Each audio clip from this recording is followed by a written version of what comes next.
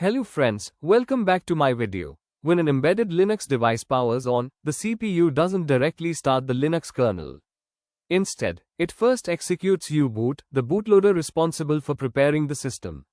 The first step is hardware initialization. Uboot configures essential components such as the CPU clock, DRAM, serial console, storage interfaces, and basic peripherals.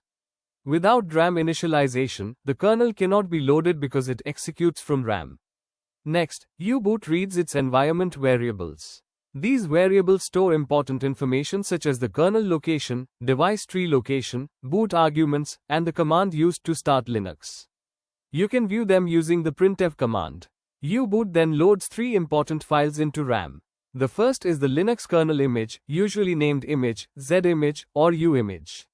The second is the Device Tree Blob, or DTB, which describes the hardware to the kernel. The third, if used, is the initramfs, which contains temporary user space files needed during early boot. Once all the files are loaded, Uboot prepares the boot arguments, also called bootargs. These arguments tell the kernel where the root file system is located, which console to use, and other startup parameters. A typical example is console equals ttys0, 115,200 root equals dev mmcblk0p2rw. Finally, Uboot executes one of its boot commands, such as booty, boots, or bootm, depending on the kernel image format. At this point, control is transferred from Uboot to the Linux kernel.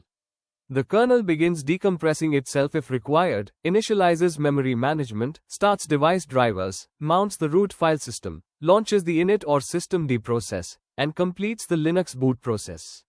The key takeaway is this: Uboot doesn't execute Linux directly. It initializes the hardware, loads the kernel, device tree, and initramfs into RAM, passes the boot arguments, and finally transfers execution to the kernel using a boot command. This handoff is one of the most important steps in every embedded Linux system, including routers, IoT devices, automotive platforms, and development boards.